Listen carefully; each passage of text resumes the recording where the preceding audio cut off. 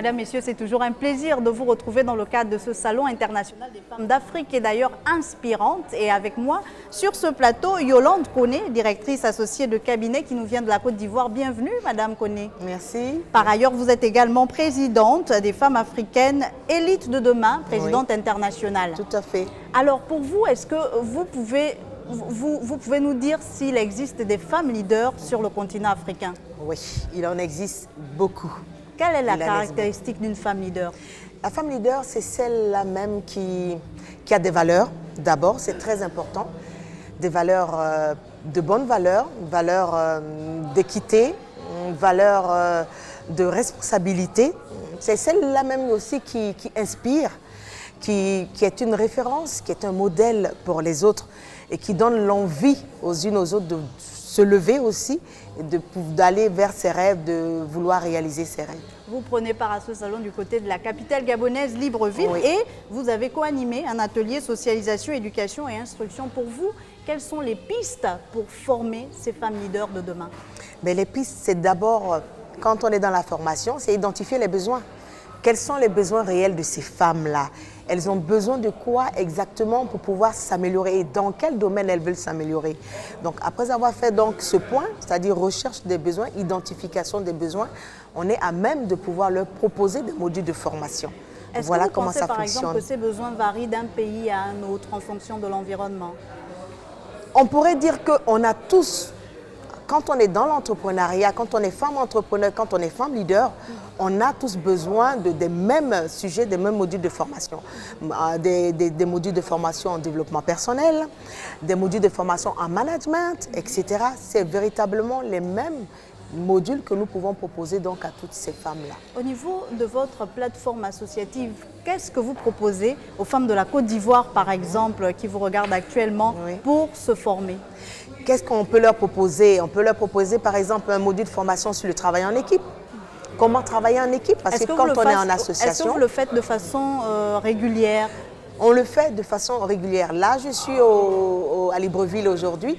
Quand je retourne le 20, je suis encore sur des panels pour parler d'entrepreneuriat, de développement, de travail en équipe, de leadership au féminin.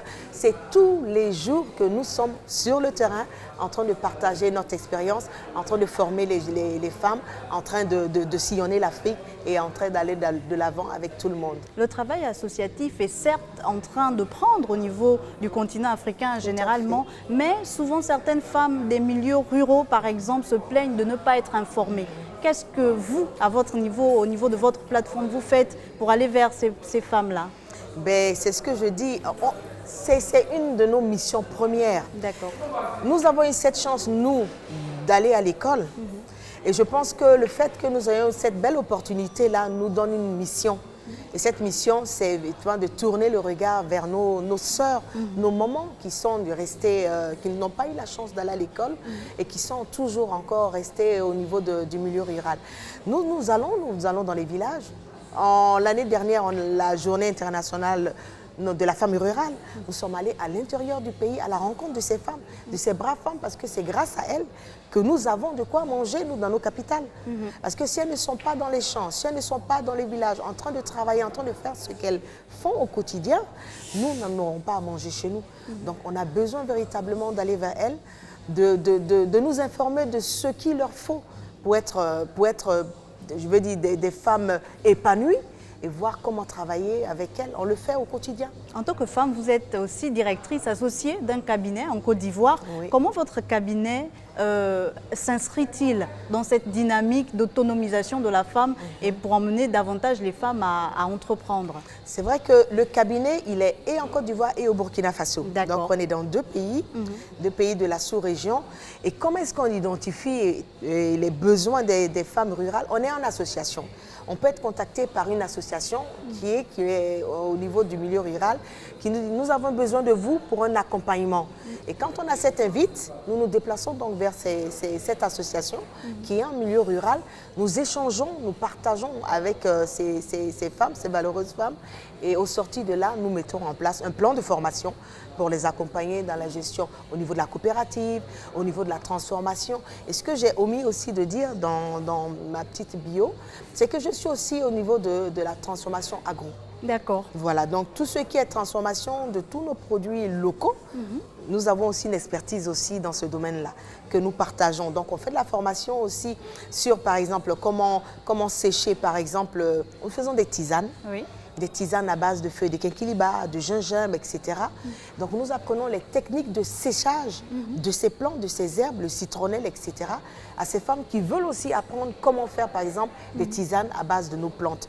Donc c'est vraiment un secteur multiforme avec beaucoup de choses dont nous disposons, que nous partageons aussi à toutes ces femmes-là. C'est pas mal, mais le fait d'être implanté autant en Côte d'Ivoire qu'au Burkina, Oui. c'est certes la sous-région Afrique de l'Ouest, mais Oui. ce n'est pas forcément la même réalité. Quelles sont les difficultés des femmes de Burkina que ne rencontrent pas nécessairement les femmes de la Côte d'Ivoire que vous avez déjà eu à accompagner? Vous savez qu'au niveau climatique d'abord, au niveau du Burkina, c'est un pays sahélien. Au niveau de la Côte d'Ivoire, pays de l'Ouest, avec tout ce qu'on a comme privilège d'avoir de la pluie, La etc. pluviométrie, etc. Oui, la pluie qui est très, très élevée.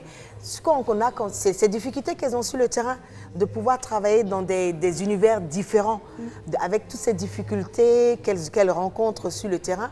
Et on a remarqué, c'est vrai qu'au niveau du Burkina, il y a une avancée dans le domaine de tout ce qui est agro-transformation.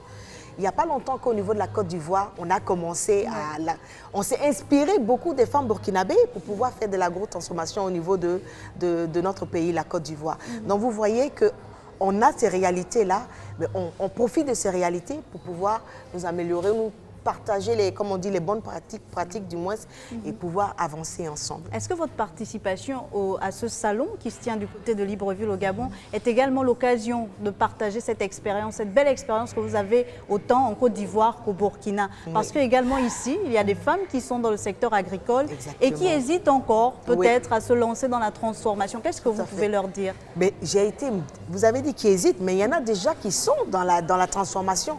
Moi, j'ai découvert une dame gabonaise ici au niveau des stands qui nous a présenté ce qu'elle fait au niveau du miel, au niveau de la transformation même de certains produits que nous ne connaissions pas, du moins en Côte d'Ivoire, et j'ai trouvé cela fabuleux. Et c'est pour ça que c'est important que nous nous retrouvons justement dans sur ce genre de plateforme, parce que ça nous permet de découvrir. L'Afrique est vaste, l'Afrique est riche, mais ce serait bien qu'on puisse partager ces différentes richesses et même donner l'opportunité à ces femmes qui sont ici au Gabon d'avoir aussi des débouchés, des marchés de formation, des marchés au niveau de la Côte d'Ivoire. Et c'est de tout ça que j'ai parlé, moi, quand j'ai fait le tour des stands avec ces femmes-là. Comment vous mettre en relation, comment vous trouver des opportunités de marché au niveau de la Côte d'Ivoire, au niveau de la sous-région. C'est pour ça qu'on est en réseau, justement. Parce que finalement, dans l'atelier que vous avez co-animé, il s'agissait également de socialisation. Est-ce que c'est une femme aujourd'hui ne peut pas évoluer toute seule? Il faudrait forcément qu'elle soit en association? On ne peut pas évoluer aujourd'hui. La socialisation, on l'a définie hier comme étant un processus d'intégration, d'insertion dans une culture. Et la culture dont on a parlé, qui est nouvelle pour nous aujourd'hui, c'est celle de l'autonomisation. C'est un grand mot qu'on entend, autonomisation de la femme. Mais qu'est-ce qui est dans ce concept-là d'autonomisation, justement? Nos mamans, nos grandes sœurs, nos aînés avaient une façon de procéder par le passé. Quand elles avaient un projet en main, elles n'avaient pas besoin d'aller prendre un crédit à la banque. Aujourd'hui, ce concept d'autonomisation nous permet de voir que pour une femme qui veut, par exemple, entreprendre ou qui a un projet, elle a la possibilité de répondre à des appels d'offres, de pouvoir capter des fonds, de pouvoir avoir des financements. Donc, il y a tout ce nouvel environnement-là, ce nouveau, du moins, environnement qui est là, qui leur permet de voir que c'est plus comme par le passé. Il y a de nouvelles choses, il y a de nouvelles compétences qu'il faut pouvoir avoir. On parle de digital, on parle de plein de choses. Donc, il faudrait que ces femmes-là puissent être formées donc, à tous ces nouveaux mécanismes-là qui sont mis en place. Donc, voilà un peu ce dont nous avons parlé hier sur cette thématique-là. De nouvelles choses, de nouvelles compétences à avoir. Et tout ne peut pas se faire en restant dans son coin. On a besoin, par exemple, de pouvoir avoir, par exemple, des financements à certains moments, d'être en association ou d'avoir comme aval une association qui va vous accompagner, qui va vous rendre plus crédible aux yeux du bailleur de fonds, etc., etc. Donc voilà un peu ce dont on a parlé, voilà les réalités que nous vivons aujourd'hui. En tant que présidente de Femmes africaines élites de demain, quels sont les challenges qui sont les vôtres aujourd'hui? Les challenges sur le plan africain, c'est comme je le dis, c'est véritablement arriver à aller vers toutes les femmes africaines. Là, on est dans 20 pays. D'accord. Et notre ambition, c'est pas mal. Notre ambition, c'est véritablement être dans les 54 États. Pourquoi être dans les 54 États? On l'a dit tantôt, pour apprendre d'abord à nous connaître en tant que femmes africaines. Pour apprendre à mettre en place une solidarité africaine, c'est très important.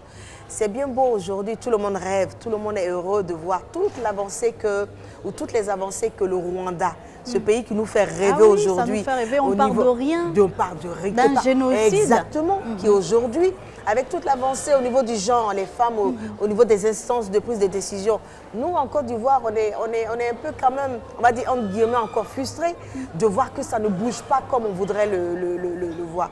Donc, ce serait bien que tous les pays africains, dans tous les pays africains, les femmes soient au même niveau d'avancée, au niveau de, par exemple, tout ce qui est représentation dans les instances de prise de décision. Ce serait bien. Voilà un peu les combats que nous menons sur le terrain et nous avançons tout doucement, tout doucement, tout doucement. Madame Yolande Koné, vous avez pris part au Salon international des femmes d'Afrique et d'ailleurs inspirante. Qu'est-ce que vous retenez? Très belle initiative. Je pense que c'est le lieu de remercier encore une fois. On ne le fera pas assez, Madame Sidonie Oué, initiatrice donc de ce projet, présidente donc du Salon de la femme du Gabon.